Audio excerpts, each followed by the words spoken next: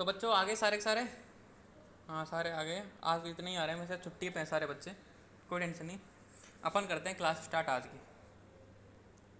आत्मा very very important.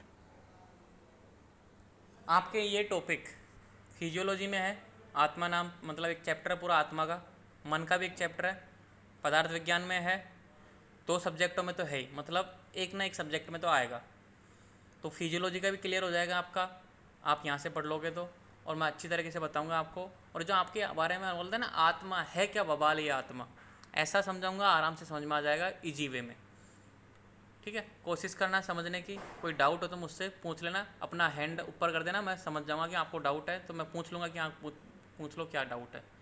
Okay, ये question बहुत इंपॉर्टेंट है। ये मतलब आज की क्लास, इसमें से क्वेश्चन आता है मिनिमम 10 नंबर का क्वेश्चन तो आएगा ही आत्मा से, या तो फिजियोलॉजी में आ जाएगा या फिर इसमें आ जाएगा। और आत्मा एनाटॉमी में कहीं ना कहीं आती है, बार बार में आत्मा का वर्ड आता है। तो ये है सब्जेक्ट इंपॉर्टेंट, मतलब एक तरीके से आत्मा का टॉपिक इंपॉर्टेंट है। तो करते हैं स्टार्ट निरुक्ति से।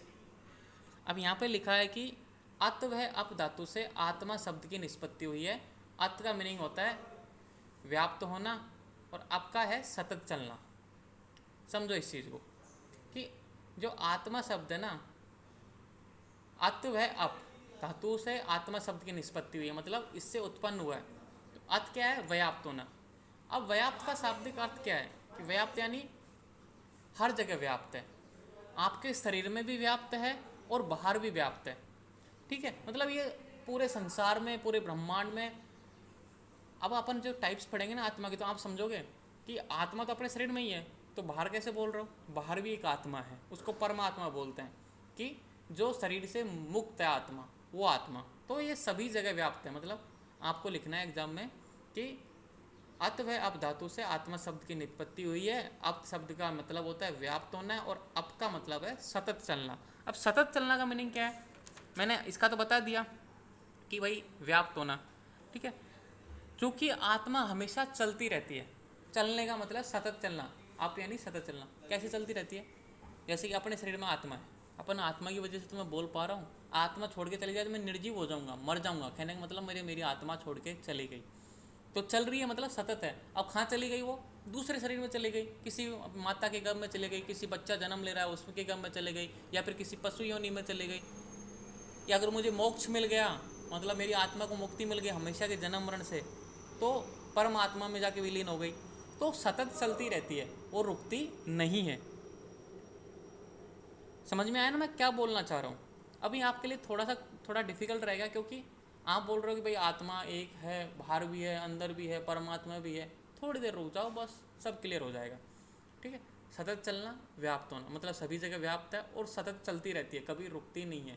एक शरीर से दूसरे जीव, दूसरे जीव से तीसरे जीव, उससे फिर अलग, फिर ऊपर, मतलब चलती रहती है। तो ये दो शब्दों से मिलकर बनी है व्याप्त होना। मतलब अत व अप से आत्मा शब्द की निष्पत्ति हुई, आपको ये याद रखना है।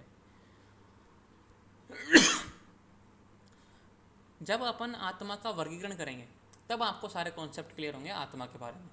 जब तक वर्गीकरण नहीं समझते ना अपन, जब तक आपको ऐसा लगता है कि चल क्या रहा है।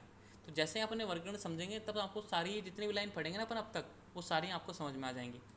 आत्मा सतत गतिमान होती है, इसका सद्भाव सदैव बना रहता है, और ये सर्वत्र व्यापक है, अतः इसे आत्मा कहते हैं। जो मैंने अभी समझाया, यह आत्मा ही ज्ञाता, कर्ता, भोक्ता माना जाता है। ये भोक्ता है, भोग करने वाला।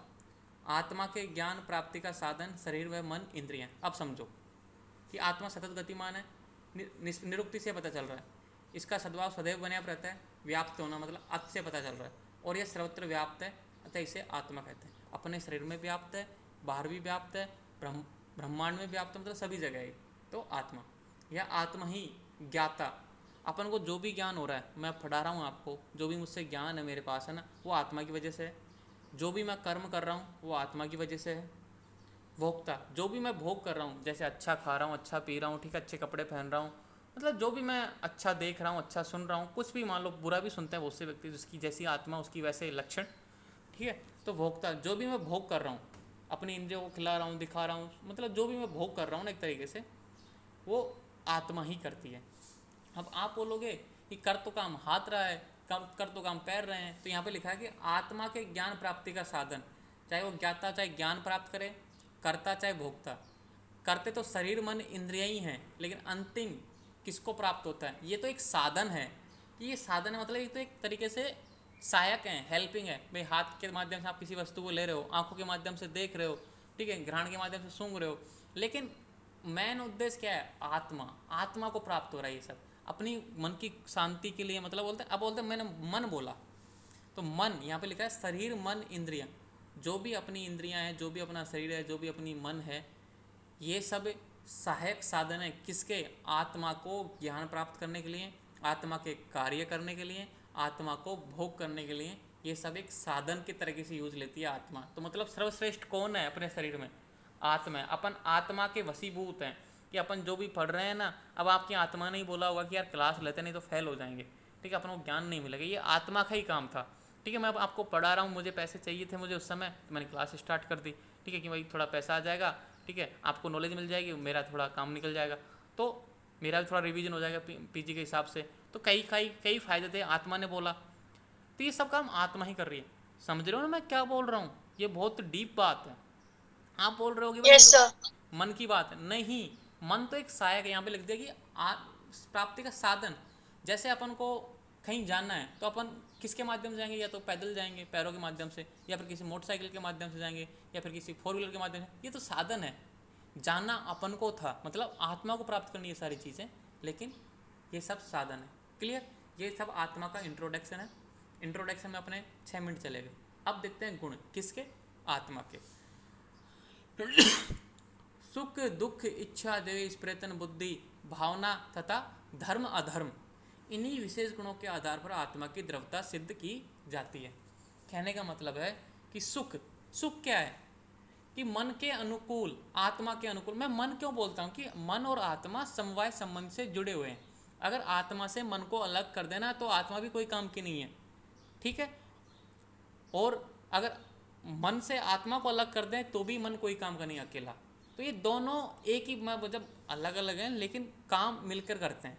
अगर मन और आत्मा दोनों अलग हो जाएं तो व्यक्ति काम नहीं कर सकता कोई सा भी, ठीक है। जैसे कि मैं आपको एग्जांपल दूं, आप क्लास में बैठे हो, आपका मन आपके घर पे आपकी मम्मी की बातों में है, मम्मी ने आज पराठे बनाए होंगे, क्लास में टीचर पढ़ा रहा है, आप जिंदा हो, आप जग रहे हो, ठीक है। आपसे पीछे वाले बच्चे तक आवाज़ जा रही है लेकिन आपको सुनाई नहीं दे रही, क्योंकि आपका मन कहीं दूसरी जगह है, मतलब ध्यान कहीं दूसरी जगह है, आपका मन कहीं चंचल है, बाहर चला गया। आप जिंदे तो मतलब आत्मा तो है ही ना शरीर में, लेकिन मन बाहर है थोड़ी देर के लिए, तो व्यक्ति काम कर नहीं कर रहा क्योंकि सुन नहीं रहा, और पीछे वाले बच्चे सुन रहे हैं, ठीक है। तो कहने का मतलब ये है कि ये दोनों साथ में रहते हैं ना, समवाय संबंध से। अब जैसे अब आत्मा छोड़ के चली जाए, जैसे व्यक्ति मर जाता है, तब मन कुछ भी करे, क्या फर्क पड़ता है? किसी को पता ही नहीं चलेगा क्या कर रहा है मन, मर गया व्यक्ति तो ये दोनों एक साथ है। मतलब तो मैं बार बार कभी बोलूँ ना, आत्मा मन तो ज़्यादा कंफ्यूज मत होना, ये समवाय संबंध से जुड़े हुए हैं, इनको कभी अलग नहीं कर सकते, ठीक है। इनमें से एक को भी अलग किया तो व्यक्ति खत्म हो जाएगा, मर जाएगा, ठीक है। आत्मा छोड़ के चले जाएगी, मतलब कहने का मतलब मरेगा नहीं। अगर मन कहीं दूसरी जगह चले जाए तो मरता नहीं है व्यक्ति, लेकिन क्या होता है? शरीर मन इंद्रियां। हाँ श्रीमिष्ठा आप बोलो। सर माँ के गर्भ में जो बच्चा आता है, मन और आत्मा क्या एक साथ ही आता है कि वो बाद में आता है? कैसे उसका समय संबंध रिलेशन एस्टेब्लिश होता है सर? ये जब भी उत्पत्ति होती है साथ में ही रहते हैं। कभी जैसे कि मैं आपको बोलूँ अग्नि है, अग्नि में उष्णता का समवाय संबंध है, तो आप बोलोगे उष्णता पहले आई कि अग्नि पहले आई? आप मुझे आंसर दो इस चीज़ का। जैसे मैं बोलूँ कि गन्ने का रस है, कि जैसे ठीक है, उसमें गन्ने का रस पहले बना कि उसमें जो मधुरता पहले बनी? समवाय संबंध है, अलग नहीं कर सकते आप उसको, साथ में ही उत्पन्न होते हैं। ये समवाय संबंध साथ में ही उत्पन्न होते हैं, लेकिन काम अलग अलग होते हैं इनके, इसलिए होता है ना समवाय संबंध। जैसे कि मन का काम अलग है, ये स्वतंत्र नहीं रह सकते। कहने का मतलब है इनको अलग करोगे। आपने सहजीवी संबंध पढ़ा है ना, कि दो जीव एक साथ रहते हैं, अगर उन दोनों में से एक को अलग कर दिया जाए तो दोनों सर्वाइव नहीं कर पा जाएंगे, दोनों ही मर जाएंगे, दोनों नष्ट हो जाएंगे, वो किसी काम के नहीं रहेंगे। अगर दोनों साथ में हैं तो एक लंबा जीवन यापन करते हैं। ऐसे ही मन और आत्मा है, ठीक है। हाँ सर, थैंक अब यू सर। अभी देखना थोड़ी देर बाद में और क्लियर हो जाएगा। जब वर्गीकरण पढ़ेंगे ना तब सारा क्लियर हो जाएगा, वर्गीकरण तक वेट करो थोड़ा, है ना। सुख दुख इच्छा द्वेष प्रयत्न बुद्धि भावना धर्म धर्म, मतलब मन के अनुकूल जो भी बात है, मतलब अपनी आत्मा के अनुकूल जो भी बात है अपन को अच्छा लग रहा है वो सुख है। जैसे मेरे को सुबह रनिंग करना पसंद है, डांस करना पसंद है, ठीक है, तो मेरे लिए सुख है। किसी व्यक्ति को मैं बोल दूँ डांस कर, उसको गुस्सा आ जाएगा, अरे ऐसे कैसे बोलते हैं, मैं नहीं करूँगा डांस, नाचना भी कोई काम होता है, वो ऐसे बोलेगा तो उसके लिए दुख है। तो सब अपनी अपने सोच, दुख मन के प्रतिकूल, आत्मा के प्रतिकूल जो भी बात है वो दुख है। इच्छा, किसी भी चीज़ को प्राप्त करने की इच्छा, द्वेष, किसी भी मान लो कोई अच्छी चीज़ है किसी वस्तु की, मान लो कोई किसी व्यक्ति के पास कार आ गई, ठीक है, उसके अच्छे गुणों को देखकर जो दुख पैदा होता है ना वो द्वेष है। जैसे दोस्त टॉप कर गया तो दुख है, दोस्त का पीजी में सिलेक्शन हो गया तो दुख है, मतलब व्यक्ति को पड़ोसी को देख के दुख है, बोलते ना आसपास के माहौल को देख के दुख है, ठीक है। उसके पास लेडीज़ों में होता है उसके पास अच्छी साड़ी है मेरे पास नहीं है तो दुख है, ठीक है। उसके पति अच्छा कमा रहे मेरे पति नहीं कमा रहे तो दुख है, मतलब बहुत सारे दुख हैं व्यक्ति को, ये द्वेष में आते हैं। मतलब एक तरीके से अच्छा देख के सहा नहीं जाता। प्रयत्न, कोई भी काम को करने की इच्छा, प्रयत्न, ठीक है। बुद्धि, ज्ञान, भावना नहीं होता संस्कार। संस्कार किस तरह के, नए नए गुणों का आधान करना, नए नए गुणों को धारण करना। धर्म और अधर्म, धर्म क्या है और अधर्म क्या है। धर्म से क्या होता है, सभी का समाज का कल्याण होता है, और अधर्म जिससे व्यक्ति का अहितकारी है, लोगों के लिए नुकसानदायक है, ठीक है। इन्हीं विशेष गुणों के आधार पर आत्मा की द्रव्यता सिद्ध कर जाती है। अगर ये आत्मा है तो ये गुण हैं, नहीं तो नहीं है। आत्मा ही छोड़ के चली जाएगी तो कोई मतलब नहीं है गुणों का। तो ये विशेष गुण है कि आत्मा इनके ही ऊपर डिपेंड करती है, मतलब आत्मा के ऊपर ये गुण डिपेंड करते हैं, कैसा भी समझ सकते हो आप। अभी थोड़ी देर के लिए वेट करना, जब वर्गीकरण आएगा तो और समझ में आएगा। परिभाषा देखना, आत्मा वह निर्वय नित्य तत्व है जिसे चैतन्य, ज्ञान व कर्म का आधार माना जाता है। इम्पोर्टेंट है, इस जो नोट्स में लिखा है वो सारा ही इंपॉर्टेंट है, क्योंकि इतना ही लिख रखा है, man to line, line to line और इम्पोर्टेंट। आत्मा निर्वय, आपने आत्मा को कोई देखा है कि भाई क्या आत्मा कैसी है, तो निरअवयव, मतलब एक तरीके से कोई अवयव नहीं है इसमें, बस नाम है, चेतना है। किसी ने देखिए कि देखो ये आत्मा निकल गई, देखो ये किसी व्यक्ति मरता हुआ देखते हैं कि भाई देखो आत्मा निकल के जा रही है, अपन टीवी में दिखा देते हैं कि उसकी एक रूह सी निकलती है, ठीक है। टीवी में देखते होंगे ना आप, कि जैसे कि आपने देखा होगा डॉक्टर स्ट्रेंज में देखा भी, उसकी आत्मा बाहर निकल जाती है और लड़ती रहती है शैतान से और उसका ऑपरेशन होता रहता है। मूवी देखा करो, मूवी से ज्ञान मिलता है बहुत ज़्यादा, ठीक है। तो आत्मा वह निर्वय नित्य तद्रव्य है जिसे चैतन्य, ज्ञान एवं कर्म का आधार माना जाता है। चैतन्य यानी चेतना, अगर आत्मा है तो चेतना है। मैं बोल रहा हूँ मेरे अंदर चेतना है तो मतलब आत्मा है। अगर मैं शून्य पड़ गया, सुस्त पड़ गया, मतलब मैं एक्सपायर हो गया तो मतलब मेरे अंदर आत्मा नहीं है। ज्ञान, मुझे ज्ञान प्राप्त हो रहा है, मेरे अंदर आत्मा है। कर्म, अगर मैं कोई कर्म कर रहा हूँ तो आत्मा है, इनका आधार माना जाता है। नित्य द्रव्य क्यों है, क्योंकि इसकी किसी से उत्पत्ति नहीं है, ये निराकार है, सर्वत्र है, और ये कारण द्रव्य है, कार्य द्रव्य की उत्पत्ति में सहायक है, तो हर तरीके से नित्य द्रव्य है। अब निर्वय देखो, बिना किसी अवयव होने के कारण नित्य है। इसमें कोई अवयव थोड़ी ऐसे नहीं है कि भाई पंच महाभूत से मिलकर बनी आत्मा, ऐसे थोड़ी है। पंच महाभूत से ये स्वतंत्र है।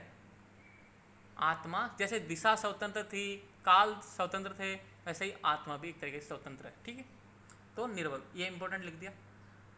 लक्षण, ज्ञान अधिकरण आत्मा, ज्ञान के अधिकरण को आत्मा कहते हैं।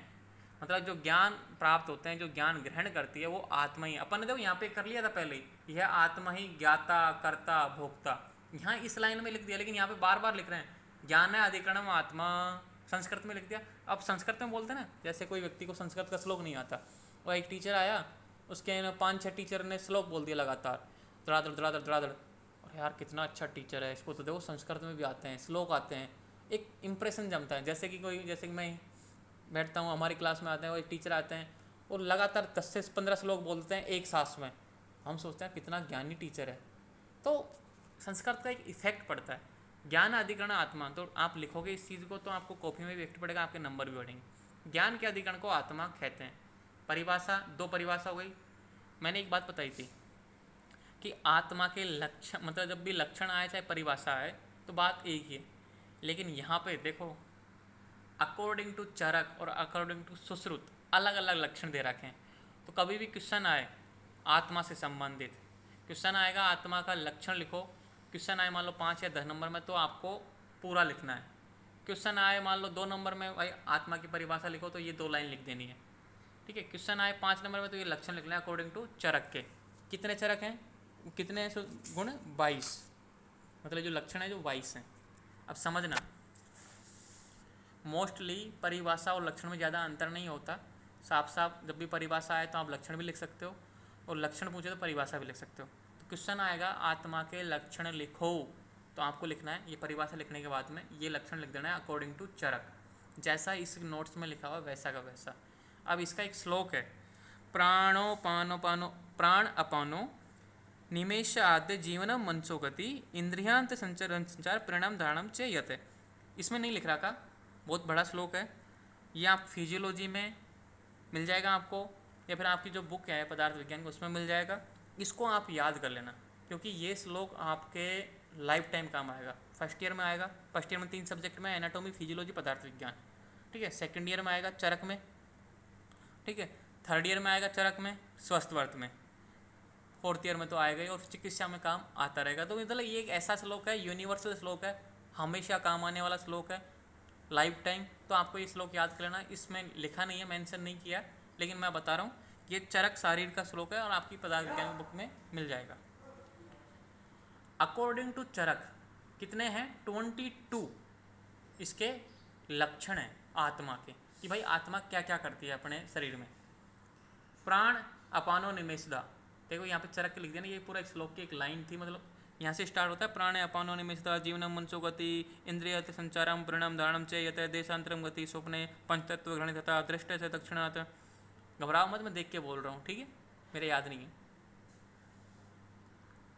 प्राण अपानो कहने का मतलब है कि श्वास और प्रश्वास, अपन सांस लेते हैं और छोड़ते हैं ना, वो आत्मा की वजह से।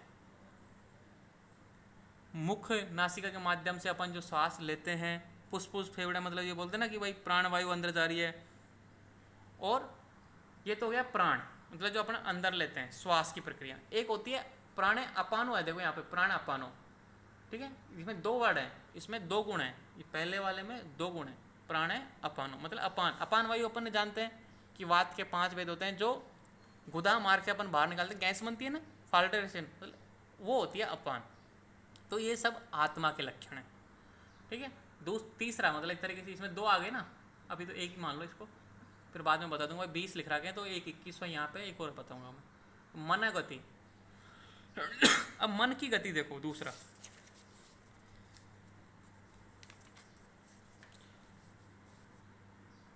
मनो गति, तो मन की गति होती है। जैसे कि अपन यहाँ बैठा है, मैं यहाँ पे बैठा हूँ, अब मेरे को मेरा घर याद आ गया, मैं हॉस्टल में उस समय, तो मुझे घर आ गया, तो ये भी आत्मा के अधीन है। तो मनोगति कहने का मतलब है ये सब भी आत्मा के अधीन। अगर आत्मा नहीं होती तो मन कुछ नहीं कर सकता। आप मन मतलब फिर व्यक्ति मर जाता है, उसके बाद में कुछ नहीं है। आत्मा है तभी तो मन कहीं अदर जगह जा पा रहा है। अपन जैसे अब मैं यहाँ बैठा हूँ और मैं सोच रहा हूँ बैठा बैठा कि मुझे कल मूवी देखनी है, मुझे ये करना है, मुझे ये घूमना है यहाँ पे, तो ये मनोगति किसके अधीन है? आत्मा के अधीन। निमेष आधा, पलकों का खोलना और बंद करना। निमेष साधा मतलब अपनी जो पलक हैं, आंखों की पलकें आप खोल रहे हैं, झपका रहे हैं, झपकाते हैं ना, ये किसके अधीन है? आत्मा के अधीन, ठीक है। देखो यहाँ पे लिखा है कि पलकों को खोलना और बंद करना काफी है। जीवन, अब जीवन का मीनिंग कैसे समझोगे आप? एक तो होता है चेतना, एक होता है जीवन। चेतना यानी अपन जो चेतना है, ठीक है भाई, सजीव है, लेकिन जीवन अपने जो शरीर की निरंतर वृद्धि, पोषण, क्षय, वृद्धि जो होता रहता है अपने। जैसे अपन बचपन में कितने से पैदा हुए थे? 2 किलो के, 2.5 किलो के पैदा हुए थे। नॉर्मल बेबी 2.5 किलो का पैदा होता है, 2.5 से 3.5 किलो, ठीक है, नॉर्मल बेबी का जो वेट होता है। अब देखो अपना का वेट हो गया 50, 60, 70, 80, 90, ये क्या हुआ? वृद्धि हो रहा है, ठीक है। जो जीवन में बढ़ाव हो रहा है, चढ़ाव में एक तरीके से जो वृद्धि हो रही है, विकास हो रहा है, पोषण हो रहा है, वो क्या है? एक तरीके से जीवन है। ये जीवन चल रहा है, किसके अधीन है? आत्मा के अधीन। इंद्रियांत संचार जो 5वां है, इंद्रियांत संचार, जैसे कि एक इंद्रियों को छोड़कर, जैसे अपन अभी पढ़ रहे हैं, अब मेरे सामने कोई व्यक्ति पीछे से आके मेरे को एक मौसमी दे दे, या फिर बनाना दे दे, या फिर ठीक है कोई भी फ्रूट दे दिया, किसी भी चीज़ की आपने देखी हो पहले, आप उसको देखते ही मुंह में लार मतलब एक तरीके से पानी सा आ जाएगा कि यार इसका टेस्ट मैंने खाया हुआ है, कितना अच्छा है, खट्टा मीठा है। नींबू भी ला के रख देते, एक नींबू में मुँह में पानी आ जाता है। तो इंद्रिय संचार अपन अभी पढ़ा रहा था मैं, लेकिन मेरा ध्यान कहाँ से लगा? मेरी जो इंद्रियां हैं वो एक तरीके से दूसरी बात के बारे में सोचने लग गई। कहने का मतलब है, तो इसमें लिखा हुआ है कि एक इंद्रिय को छोड़कर दूसरी इंद्रियों में मन के संचार को इंद्रियत संचार कहते हैं। जैसे मैं बोलने वाला था लेकिन मेरा ध्यान कहीं और जगह चला गया। अब आप बोलोगे, आप तो बोल भी रहे हो और सोच भी रहे हो, ये मन की वजह से। अब मन क्या होता है, अणुत्व होता है, इतना सूक्ष्म होता है कि आपको पता ही नहीं चलता कि वो एक इंद्रिय से दूसरे इंद्रिय में कब चला गया, मतलब बहुत फास्ट होता है तो एक ही। अभी मन के बारे में पढ़ेंगे, अगर थोड़ा सा अगला टॉपिक है, कल के वाली क्लास में हो जाएगा मन। तो मन और आत्मा ऐसे ऐसे टॉपिक है ना, आप एक बार समझोगे ना तो मज़ा आ जाएगा। कहने का मतलब है कि इंद्रियांत संचार, एक इंद्रिय से दूसरे इंद्रिय में, जैसे कि किसी ने पीछे से आवाज़ दी, आपके दोस्त ने, आपकी मम्मी ने, आपके फादर ने, आप क्लास ले रहे हो, आप मेरी आवाज़ सुन रहे हो, तो आप समझ जाते हो भाई सर बोल रहे हैं मेरे बारे में, एक धारणा बना रहे हो कि भाई ऐसे सर हैं, ठीक है, उनकी आवाज़ है। पीछे से मम्मी ने आवाज़ दी, तुरंत मम्मी की छवि आ जाएगी माइंड में, मम्मी आवाज़ दी। तो मतलब एक चीज़ से दूसरी चीज़ में जाना, वो इंद्रियता संचार, ट्रांसफ़र हो गया अचानक से, आपको पता ही नहीं चला कब ट्रांसफ़र हो गया, क्योंकि अणुत्व, मन का जो अणुत्व है इतना सूक्ष्म में पता ही नहीं चलने दिया। तो यह है इंद्रिय संचार, किसके अधीन है, आत्मा के अधीन। आत्मा है तो मन काम कर रहा है, ठीक है। आत्मा क्या होती है, आत्मा होती है चेतन और अक्रियाशील। आत्मा कोई काम नहीं कर सकती, ठीक है, लेकिन वो चेतन है। मतलब मन क्या होता है, अचेतन और क्रियाशील, उसमें चेतना ले ले वो क्रियाशील होता है। अब दोनों साथ में मिल गए तो क्रियाशील जुड़ गया और चेतना जुड़ गई, तो मतलब चेतन प्लस क्रियाशील हो जाते हैं दोनों साथ में जुड़ने के बाद में। तो चेतना तो हो ही गई और क्रियाशील, तो दोनों अच्छी तरीके से काम करते हैं। दोनों को अलग कर दो, दोनों काम नहीं कर पाएंगे। प्रेरण, मन का इंद्रियों को उनके विषय में परिवर्तित करना। प्रेरण कहने का मतलब है कि जो मन है, जैसे जो इंद्रियां है, अपनी रसेंद्रिय जीव है, उसका काम क्या है, रस का अनुवासन करना। कान का काम क्या है, कान के अंदर जो श्रोतेंद्रिय रहती है ना, मैं कान बोलता हूँ इसका मतलब है श्रोतेंद्रिय, मैं आँख बोलता हूँ इसका मतलब है चक्षु इंद्रियाँ। थोड़ा थोड़ा समझना, कहीं मेरी बात को गलत समझो, आपकी कान बोल रहे हैं तो अधिष्ठान है। बहुत से बच्चे होते हैं मतलब और माइंडेड, जो डेमो क्लास लेते हैं ना, वैसे होता है, इसको तो कुछ नहीं पता, ये तो कुछ जानता ही नहीं है, ठीक है, ये तो कान को इंद्रिया बता रहा है, कान तो अधिष्ठान है। बाद में डिस्कस करते हैं दोस्तों के साथ बैठ के, तो ऐसा मत समझना, मैं समझाने के लिए बोलता हूँ कि जो प्रेरणा, जैसे कि अपनी जो श्रोतेंद्रिय है उसको सुनने में ध्यान लगाना, प्रेरणा कर रहा है उसको, भाई तू सुन, ये आत्मा करती है। चक्षु इंद्रियाँ, तू देख ये क्या दिखाना चाह रहा है। तो जो भी अपने मनों का इंद्रियों के उनके विषय में जो जो विषय हैं उनमें प्रवृत्त कराना, उनको नॉलेज कराना। धारण, शरीर का धारण करने से, अब शरीर को धारण कर रखा है आत्मा ने, शरीर छोड़ के चले जाए व्यक्ति डेड, धारण ही तो कर रखा है एक तरीके से, शरीर को जीवित बना रखा है, तो धारण कर रखा है। स्वपन में देशांतर गति, स्वपन में देशांतर गति, जैसे कि अपन सो रहे हैं, अब सोते सोते मामा जी के चले जाते हैं ना, नानी के पास चले जाते हैं, नाना जी के पास चले जाते हैं, विदेश में घूमने चले जाते हैं, अपने प्रिय मित्र से मिलने चले जाते हैं, अपनी प्रेमिका से मिलने चले जाते हैं, सपन में ही तो होता है सारा काम। तो ये देशांतर किसके माध्यम से होती है, आत्मा की वजह से। क्यों, क्योंकि आपकी आत्मा की इच्छा है उस प्रिय आदमी से मिलने की। जैसे बहुत से व्यक्ति अपने प्रेमिका से मिलने की सोचते हैं तो रात में सपने में वही दिखती है। आप अपने माँ, जैसे बचपन में थे, जैसे मैं सोचता था सोते सोते मुझे नाना जी के पास जाना है, तो मैं रात में सपने में मामा जी के घर होता था। तो ये आत्मा की इच्छा होती है कहीं ना कहीं, तो वही चीज़ सपने में आती है। तो ये किसके अधीन है, आत्मा के अधीन। पंच तत्व ग्रहण और मरण, इसमें दो आगे देखो, पहले में दो थे, श्वास और प्राण और अपान, और इसमें आगे पंच तत्व ग्रहण, मतलब आत्मा ग्रहण करती है, अपनी बॉडी को ग्रहण किया ना, पंच तत्व का शरीर, सभी द्रव पंच तत्वों से बने हैं, पंच महाभूतों से बने, तो अपने बॉडी को ग्रहण किया आत्मा ने, पंच तत्व को ग्रहण किया, और उसको छोड़ भी देगी, मतलब उसको छोड़ के जाएगी तभी तो व्यक्ति मरेगा। समझ रहे हो ना मैं क्या बोल रहा हूँ बच्चों, कि अपने, यस सर। ठीक है, व्यक्ति को सर हेलो सर, आपने अभी बताया कि वो पूरा जितना इंद्रिय है उनके साथ कोऑर्डिनेशन में आत्मा उसके कारण है, इंद्रिय को पूरा बैलेंस में रखता है। हाँ, तो तो जो एक पागल व्यक्ति है तो उसका तो कुछ नहीं रहता है, पूरा बैलेंस में नहीं रहता है उसका, वो कब क्या कर रहा है क्या कर रहा है। जैसे बच्चे होते हैं, ऑटिस्टिक बच्चे होते हैं, कुछ याद ही नहीं रहता, तो उनमें आत्मा का क्या वो रहता है कि क्या होता है एग्जैक्टली उनमें, मन में उसमें क्या होता है, तम का प्रभाव इतना बढ़ जाता है कि उस पर एक आवरण छा जाता है, ठीक है, तम होता है अंधकार। उसमें क्या होता है, मन को जो क्रियाशील है, मन काम क्या कर रहा है, आत्मा है चेतन और अक्रियाशील, मन क्या है, अचेतन प्लस क्रियाशील। तो काम कौन करता है, मन करता है, ना कि आत्मा। आत्मा आदेश देती है, आत्मा ने आपको आदेश दिया मन को कि ये काम करो, लेकिन मन के ऊपर तो फहरा है तम का प्रभाव, उस पर तो अंधकार छा गया, तो वो ऐसे ही पागल वाले काम करेगा।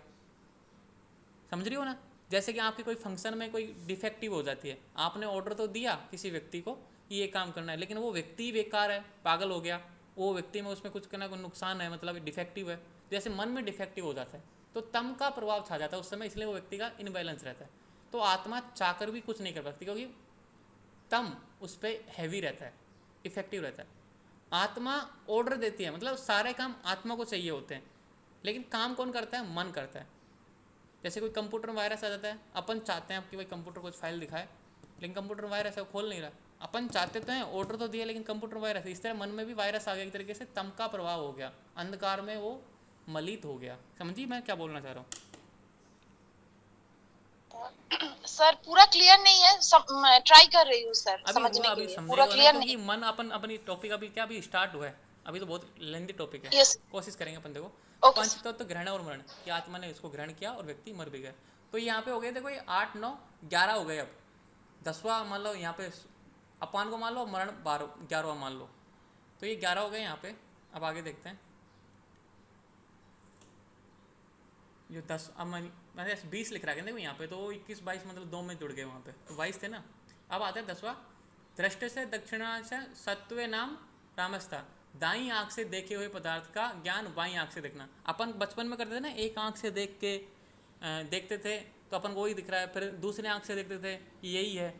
बचपन में खूब किया होगा कि देखो मेरी एक आंख बंद है, फिर दूसरे आंख से पता चल जाता कि हाँ ये भी वही है, इसमें यही दिख रहा है। तो ये भी आत्मा के अधीन है। इच्छा, अप्राप्ति, वस्तु की प्राप्ति होना, संकल्प, इच्छा, अप्राप्त वस्तु की प्राप्ति हेतु संकल्प। अपन को किसी भी चीज़ की इच्छा चाहिए, तो मतलब भोगकर्ता कौन है? अपन ने बताया कि आत्मा ही ज्ञान करती है, आत्मा ही क्या करती है, मतलब एक तरीके से भोग करती है। तो अपनी किसी वस्तु की इच्छा होती है, वो आत्मा। द्वेष सुख दुख, ये अपन ने मैंने बता दिया था। द्वेष मतलब किसी के भला होने पर जो दुख होता है, सुख दुख, प्रियतन, चेतना, चेतना यानी सजीवता, एक तरीके से भाई चैतन्य। धृति, धैर्य, ये सब आत्मा की। बुद्धि, स्मृति, स्मृति क्या होती है कि भाई जो अपन ने बचपन में कोई मतलब पहले कोई काम किया उसको याद रखना, जैसे मैंने फर्स्ट चैप्टर पढ़ा तो वो याद है, स्मृति है। अहंकार, मैं होने का भाव, कि मैं ही हूँ, वो होने का भाव भी आत्मा के अधीन है। ये आत्मा के लक्षण। अब जैसे श्रीमिष्ठा ने बोला कि भाई जो पागल व्यक्ति होते हैं, पागल व्यक्ति मैं अभी बताऊंगा, जब एक लाइन आएगी इसमें, जब क्रियाशील और अक्रियाशील जो मैं बोल रहा हूँ ना बार बार, वो लाइन आएगी तब क्लियर हो जाएगा वो ना। अभी देखो यहाँ पे ये 20 हो गए ना, 20 तो यहाँ हो गए, 21वां आप ये डाल देना मरण, और 22वां अपान, ये मतलब चरक के अनुसार हो गए 22 गुण। इंपॉर्टेंट है, श्लोक याद कर लेना आपकी बुक में से देख के। अब अकॉर्डिंग टू सुश्रुत देखो 16 गुण है। 11 तो सेम है चरक, यहाँ पे लिख रहा है 11 सेम एज चरक, मतलब 11 तो सेम चरक के अनुसार सेम है, ठीक है। अब जो अलग हैं कौन कौन से? मन, संकल्प, विचारणा, अध्यवसाय, विज्ञान, विषयोपलब्धि।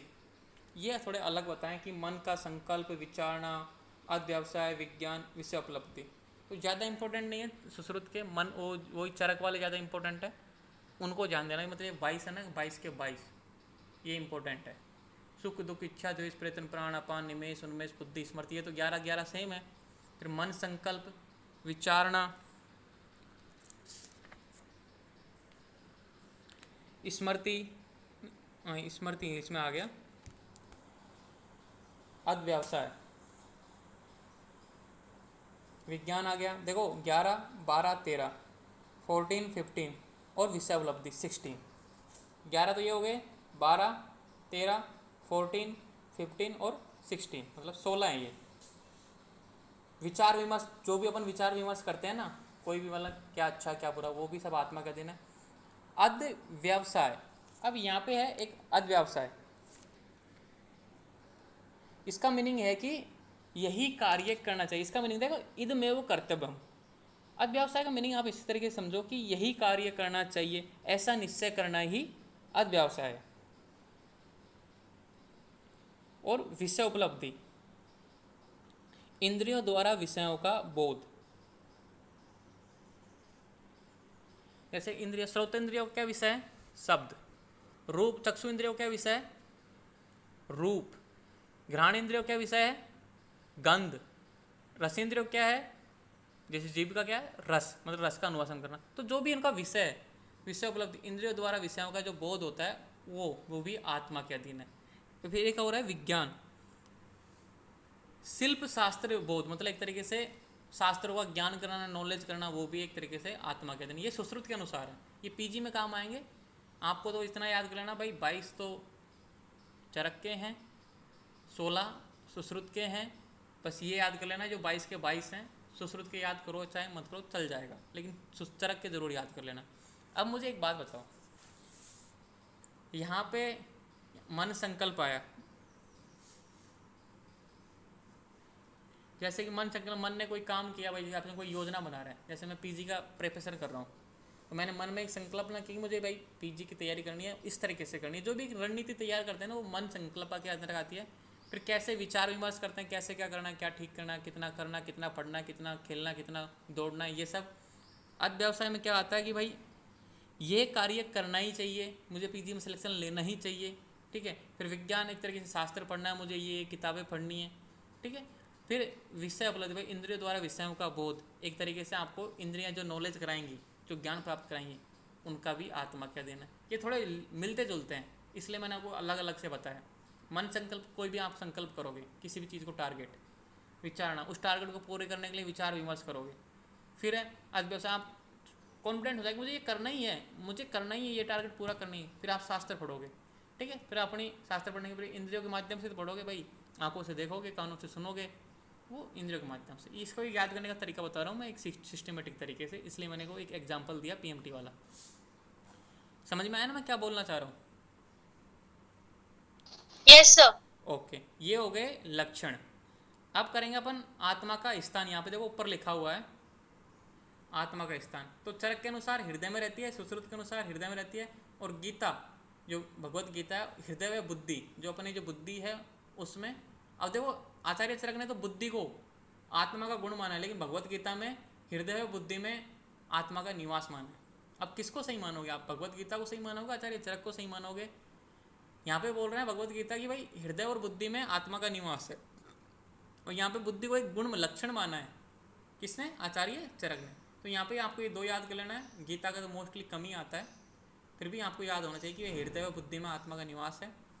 चरक हृदय में मानता है, सुश्रुत हृदय में मानता है, ठीक है। अब अपन करेंगे स्वरूप, मतलब कहने का मतलब है कि अब वर्गीकरण की बात आ गई।